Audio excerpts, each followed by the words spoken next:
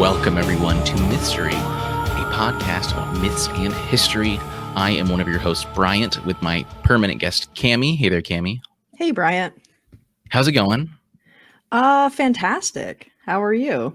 I'm good, too. This is the last episode of October of the main sort of features. Hopefully, we'll have another podcast, Magnus, but this is the end of our Spooktober stuff. It's bittersweet. It's been really fun, though. This has been a really cool. It's been a really weird Halloween, of course, with everything. Sure. But it's been really fun going over everything. So I'm glad that we're here, but it's sad. It's sad. It'll be fun to get into the November stuff, though. We've got some cool things set up.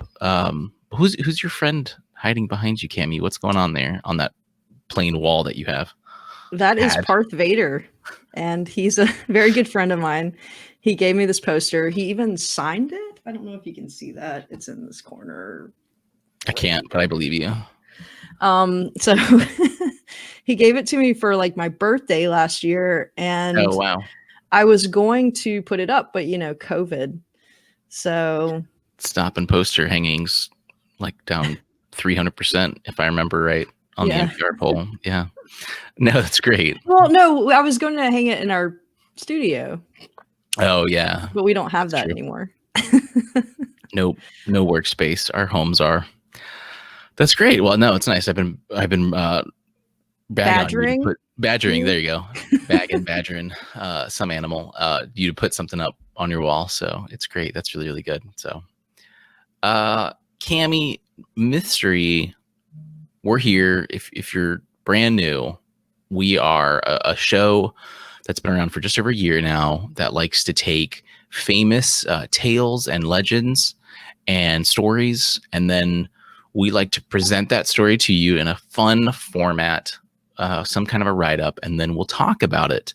Today, we're continuing on with the spooky theme. So we had 3 spooky episodes for October. They all had a sort of a unsolved mystery sort of theme to them, and we are definitely continuing that with the very famous. Now we've done one Jack. Here's our second Jack. Well, but it's same time period, pretty much. This is Jack the Ripper, of course, everyone knows. We did Spring Hill Jack. That was a really fun one early on in the pandemic. But this is a different Jack. Same place, industrial era, England. Much more gruesome, though. Spring Hill Jack just jumped around 10 feet and scared you and maybe punched you.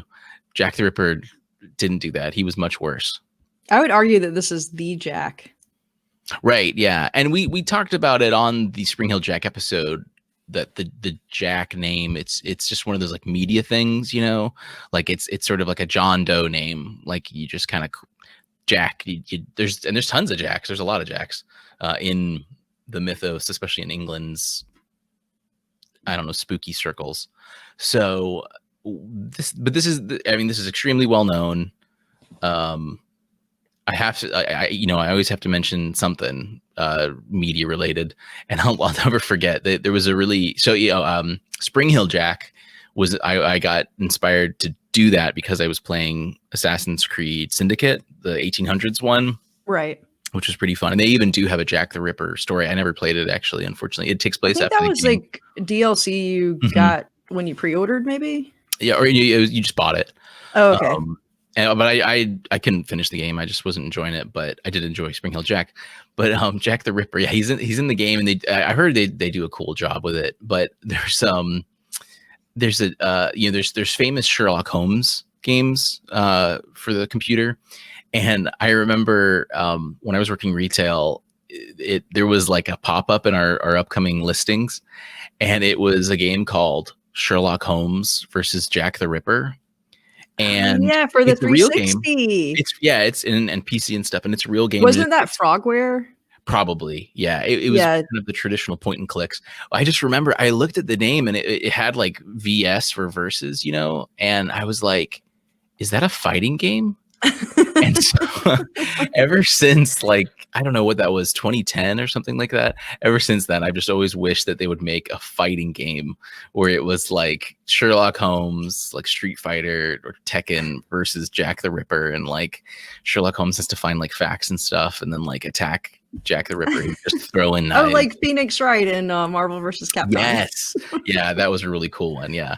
Yeah, just like that. That's what I would really love. So, yeah, that's my fun little anecdote for Jack the Ripper. The games are, if you're so inclined, the games are apparently, they're not bad. I mean, they're pretty standard, like PC adventure games, you know, the Sherlock Holmes stuff. They've done some cool stuff. I will warn you, like some of the Sherlock Holmes that Frogware did, they don't download the files correctly and you get stuck and you can't move your character. Sounds like old PC games. Yeah. Yep. That's fun. Anyway, well, Cammy, I know you were very excited to talk about this with your demented mind. So please open up your mind to us. Let's dive in. Sure. So I used several Wikipedia entries on the victims and the infamous Jack the Ripper letter, the From Hell letter. And I used Precedent.com, the Jack the Ripper timeline. So our story begins with another letter from perhaps the devil himself. From hell, Mr. Lust, sir, I send you half the kidney I took from one woman and preserved it for you. The other piece I fried and ate. It was very nice.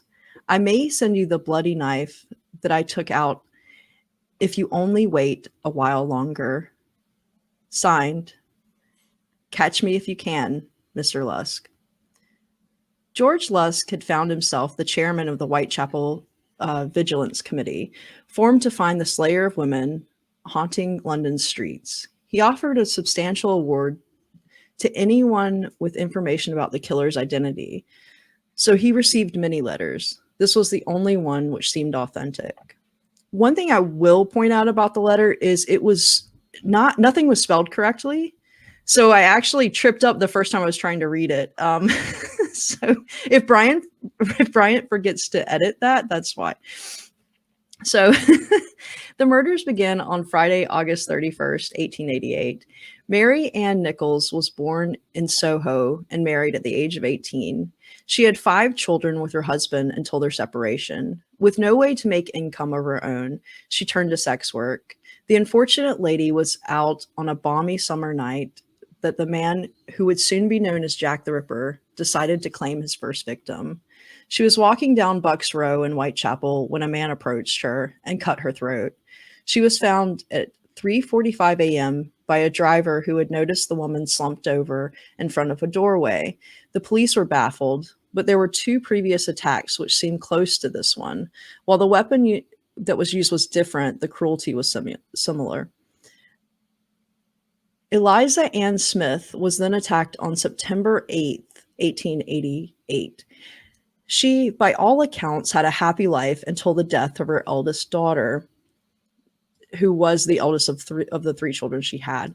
Her life spiraled, and she left her husband and became a sex worker. After being tossed out of her home for failure to pay rent, she was seen speaking to a man at 5:30 a.m., and by 5:55, her mutilated body was found in the street by a landowner. Then, on September 29th, Elizabeth Stride was found dead with a long cut on her throat that almost severed her spine. She was born in Sweden and moved to England for a better life. She found a husband, but the marriage didn't last long, and her alcoholism drove her second husband away. She met a man at the pub the night of her murder. He was seen leaving with her, but was never identified. Many people speculate that the fact that they could only find one cut on her meant that Jack was startled and had to make a quick getaway before he was caught. The very next day, perhaps because his bloodlust was not satisfied, Jack took another victim, Catherine Eddowes, who had divorced her husband 8 years prior. She was a well-known sex worker in the Whitechapel scene. She had even been in jail for roaming around London in the throes of whiskey, pretending to be a fire engine just one night before the attack. This was one of the more gruesome murders. He had plenty of time to mutilate her, cutting off her nose and ears and possibly removing some organs, although that could have happened during the autopsy due to the black market trade. The final known victim was Mary Jane, who hailed from Ireland. Her husband had been killed, so she had to make ends meet in the busy streets of London. On November 9th, 1888, she was found in her room completely unrecognizable from the injuries she sustained. The police described the state of her corpse as being more like the work of the devil than a man. While the killing seemed to stop after this, we do not know if the killer had finally satisfied his bloodlust, or if he was caught for another crime and locked away, or if he moved on to another port of call and continued his spree elsewhere. What we do know is his legacy of violence has captured the dark imaginations of us all for centuries. Yeah. This is very it's interesting. Was it the first one? No, the second one was the New Orleans, right? Axe murderer. Yes. And they're not too far apart from each other, early 20th century, and this is the late 19th century. And it's that joke where that John Mulaney joke where it's just like, without the modern forensics that we have, it's just insane. And how packed and how busy these new urban centers were. It's absolutely wild. I meant to mention this, and I'll mention it now because just at the top. If you really want a good book to read right now, that'll make you feel kind of smart. There's a book called The Ghost Map by Stephen Berlin Johnson, and it's about a cholera outbreak that happened in Victorian London. And it's the same sort of time period. It's a really cool one because of it parallels a lot to what's going on in the pandemic right now, but it also just kind of informs you. And when I had started reading it after we had done the Spring Hill Jack episode, but it really gives you an idea of how busy these places were and how crazy packed they were, and how I don't want to say easy, but how believable it is that we just don't know who Jack the Ripper is. Like we just, and these murders happened and stuff like that. Now getting into these murders, I mean, everyone's pretty aware of them. These happened in the late 1880s, early 1890s. And there's like the canonical five, and then there's like a sixth one. The canonical five all like have the most, they're extremely similar in the pattern of how it happened, and so they believe that 100% that those were all connected. People think that maybe the fifth one or the sixth one might not have been because it was a little different. But yeah, we don't know who did it. It's really similar to the axe murder in New Orleans, where there's a similar space, and like just like in New Orleans, it was a very like, I mean, it was the map that I remember seeing in the article. The murders were all very close, and these were all within a mile of each other. So talk about close, and they were extremely similar.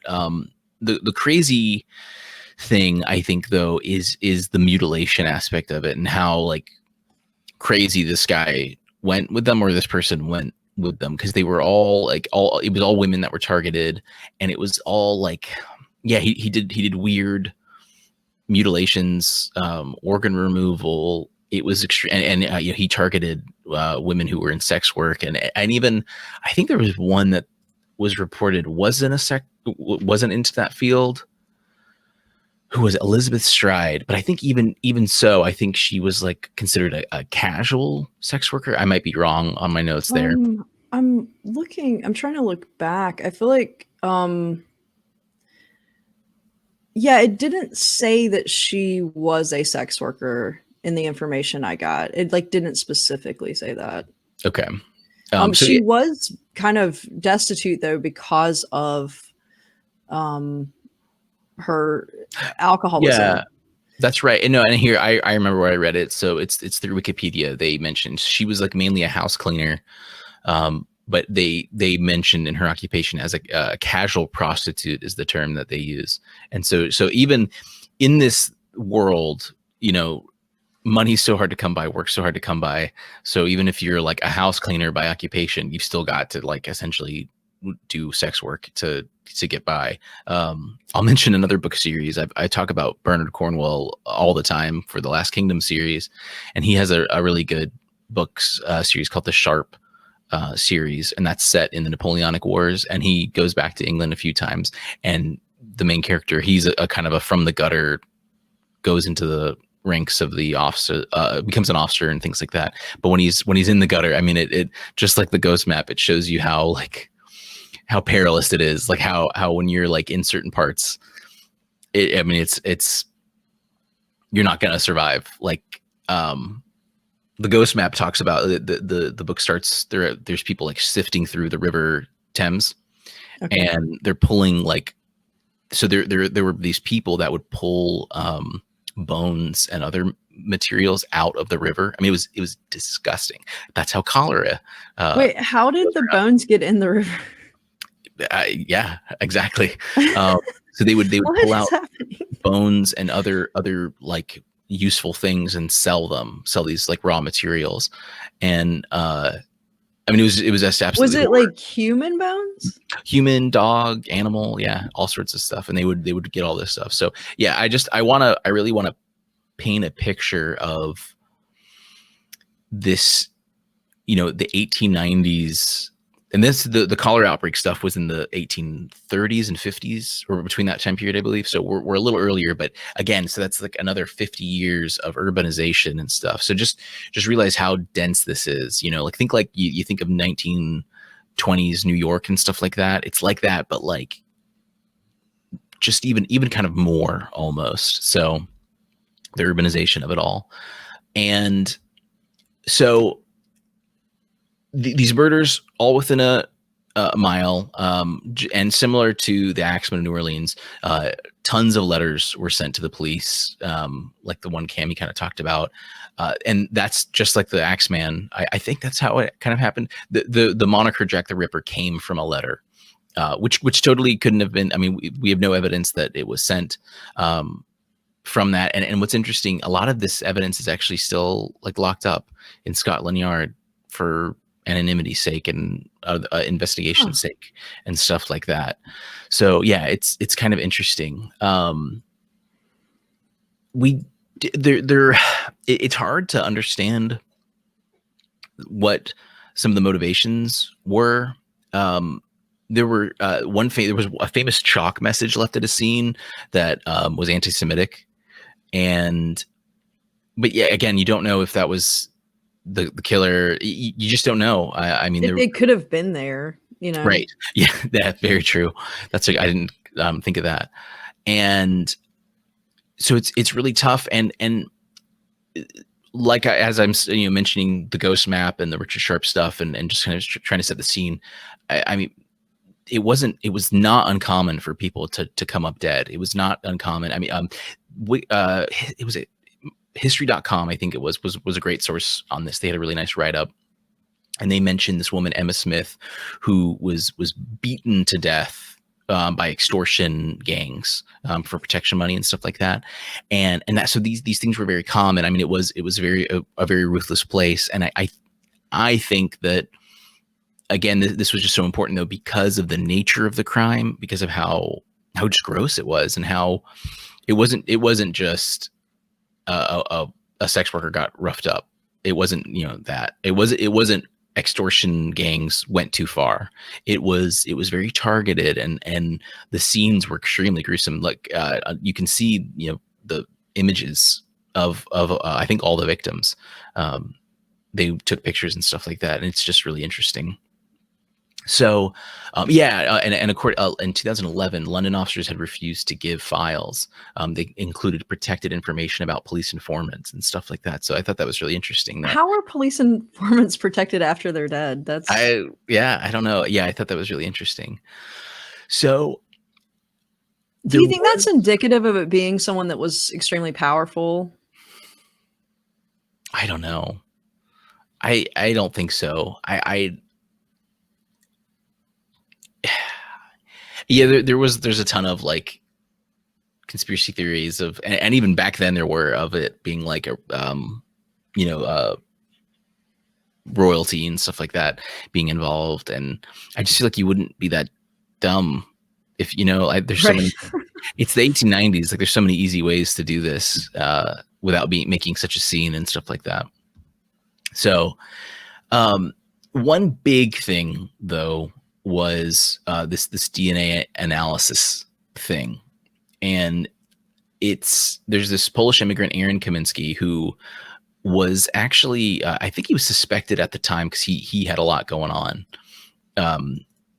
He was not a very stable person, and I think he had been committed a few times and stuff like that. And he was a barber, so they kind of like say that that's where he got the talents and stuff like that. What it was there was a 126-year-old shawl that had DNA evidence on it that was found. And the way it was found was that a sergeant went on the scene and of one of the murders, and he comes up, and this just kind of shows you like, Sergeant Amos Simpson on the scene, the second worker in an hour to be found dead.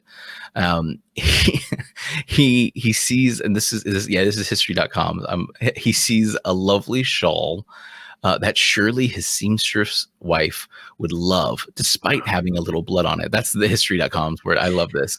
So that's the John Mulaney joke. I know. Sergeant Amos, he's walking on the scene. It's early. Oh, wow, another one. One of these, ladies is killed, and it's gruesome. And he's like, ugh, I've got to work. And then he's like, oh, that's beautiful. And he's like, so he looks at his commanding, sergeant or whatever, his officer, and he's like, could I have that? And he's like, oh, I go on then. The missus would love it. And he literally, like, he sees this pretty shawl, and he's like, well, she's not going to need it. And and he nicks it. And then his wife is like, what the hell? And she, but it's weird because she says, what the hell? Like, no. And then she just locks it up. So she doesn't like throw it away, like she doesn't get rid of it. They lock it up. So there's a little bit on it. Mitochondrial DNA taken from the shawl matched that taken from Karen Miller, a direct descendant of Eddowes, one of the victims. Kaminski was a primary subject. Kaminski, he was committed, and he died of gangrene in 1919. He was a very troubled person. He, I think, attacked Matilda.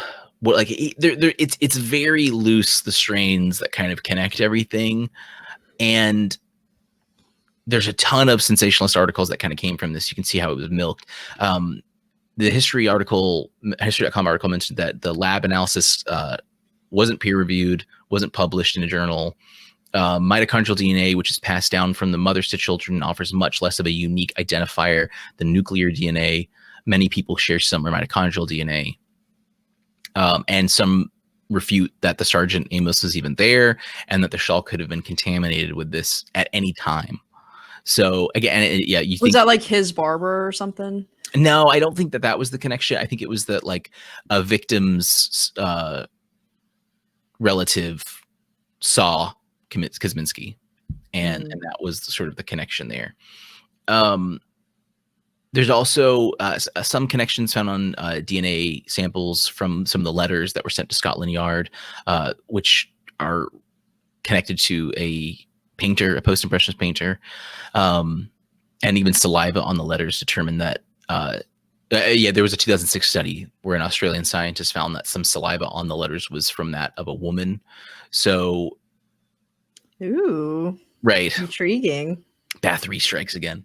No, so I love the Sergeant Amos story. Just like seeing that shawl and being like, that's a nice shawl.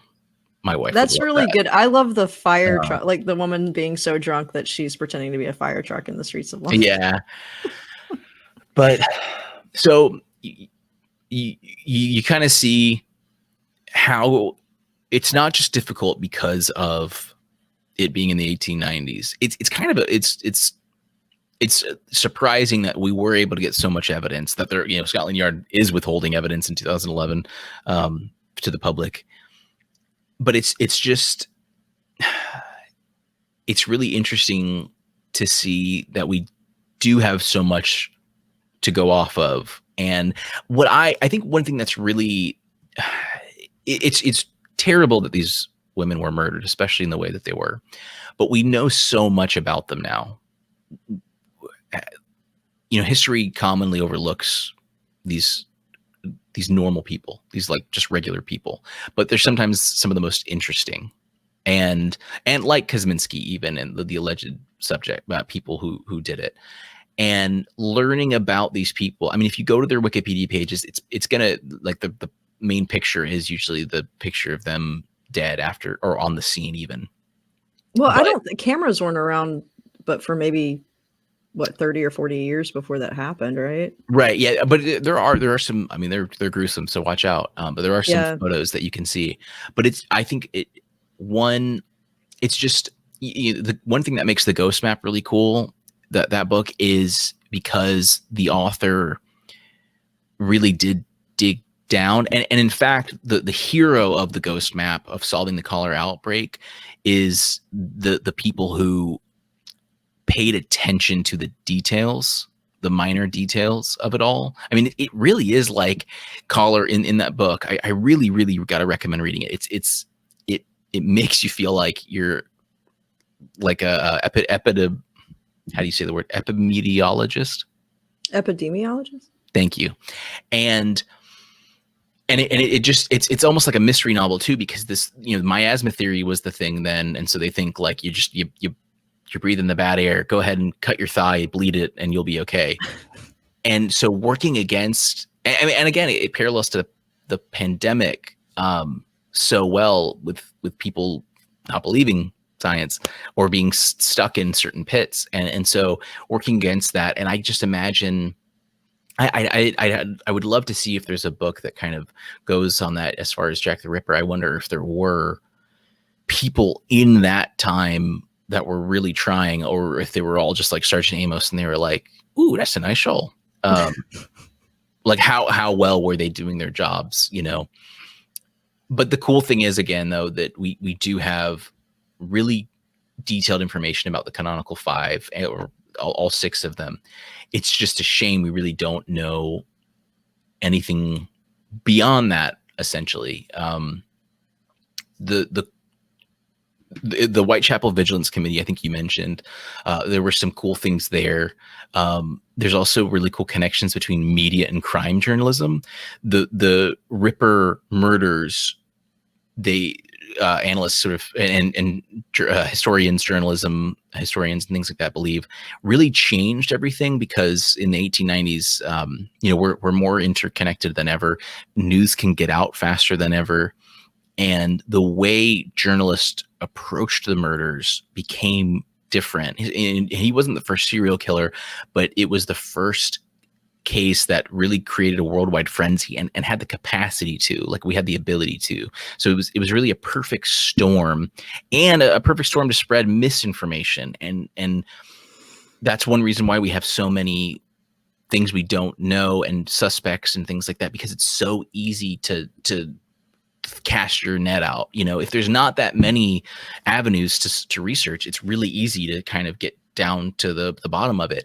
But there's so you're in this heavily packed urban area, tons of journalists. I mean, these people are trying to sell. You think about what kind of sensationalistic crap that they can just pump out, and for whatever they can, like penny journalism. And but it's a duality of this awesome information age, creating a worldwide media frenzy, crime journalism, but then also the kind of the backhand of that, of either knowingly or unknowingly spreading misinformation to get clicks, air quotes, people buying your little things. So it's wild.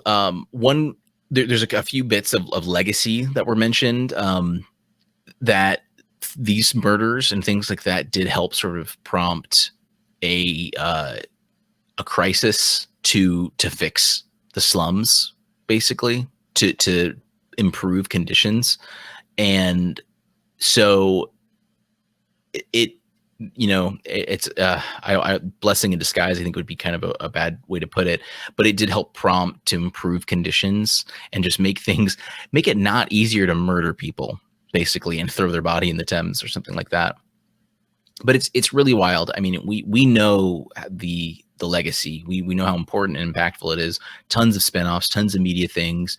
Just like Spring Hill Jack the Ripper kind of became a bit of a boogeyman. So if your kids didn't, shut up, you'd tell them Jack was going to get them. Yeah, I mean, so it's extremely important. We definitely know why. And I think it's just a great glimpse of the time. And one thing I'd like everyone to take away is to look into those who were murdered, the Canonical Five and the Sixths. They've got some really cool stories, and it's a really good insight in this time period, the late 19th century in London. So I think that's it for me. Cammy, how you feeling? You feel smart? No, I mean, I don't really have much to add. I do want to say that there are some theories out there that he may have moved or been like a sailor, may have gone to different ports, and you see like some even some murders in America that look very similar. Infamously, the Servant Girl Annihilator in Austin, Texas, and then there were some murders in New York as well that looked very similar to this. Oh, that's cool.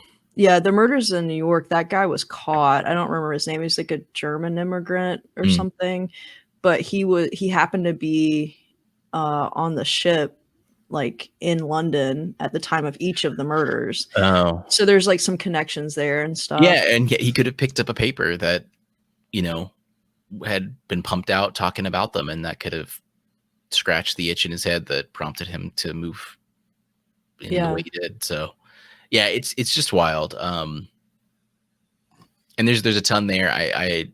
I'm sure there's tons of documentaries that kind of cover it and things like that. I feel bad. I've never been like inclined to learn more about Jack the Ripper. I mean, we've gone over some of the big stuff, and the DNA thing was the big thing. So if you have a recommendation on anything that's really good as far as Jack the Ripper goes, please let us know. Peter actually let me borrow From Hell, the graphic novel, which they also made a movie with Johnny Depp. Is that about Jack? Yeah. It's actually really good. Like the movie is, the way it's filmed, it's similar to a graphic novel, the way it's filmed, like the shots and stuff. It's kind of, it's like the Buffy treatment is what I would call it. That's awesome. Yeah, but the graphic novel is really good. Yeah, too. That's really good. Well, I have to say it again. The Ghost Map by Stephen Berlin Johnson. I was completely like taken away with how good this is, and it was published in 2006, and I think the version I listened to it on audiobook, and I think it got like a re-release or amended or something like that. Something was added to it. It's really good. It's not too long. It's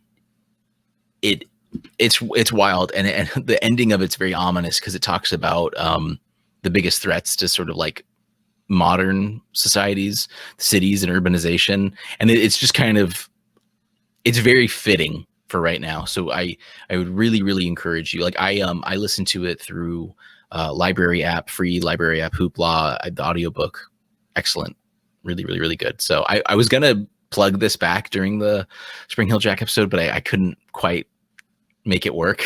Maybe I didn't want to because of how terrible things were, because that was what, back in April or May or something like that. Right. But now that we've all accepted our fates, I think it's a fitting way to go. So well, everyone, thank you for joining us and listening. We hope you enjoyed the Spooktober episodes. Take a listen to last year's episodes too. I was looking through and listening through them, the Vlad the Impaler one and stuff, and it was really fun. If you need some more spooky content before this month ends, we've got a lot going on in November and December. In well, just some great episodes. We've got some great guests that are going to be coming in to help us regale some stories. Cammy, what is happening at the end of November?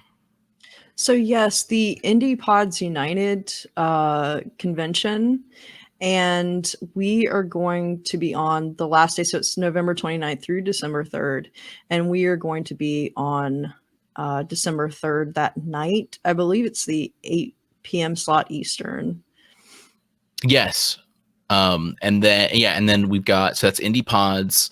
We're really excited. It's a nice new thing that's going on. And then if you remember in August, we did the Pod VCon, that we've got to meet a lot of new people and show off our suburban legends.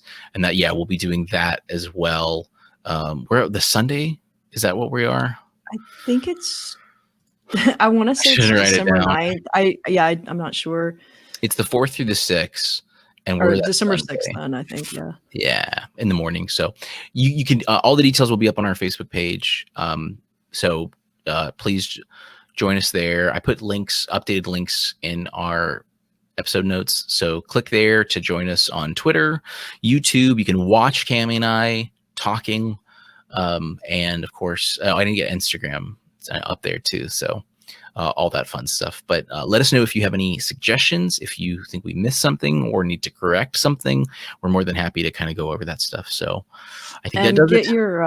Get your mask, your Mythstorie mask at Threadless. And your skateboard. Yep. Mythstorie.threadless.com. You can buy merch from us, like skateboards and pen cases and t-shirts and normal stuff too. Yes, sorry, mugs. Awesome, Cammy. Well, thank you for everything today. Thank you everyone for joining us. We will see you all next time. Oh.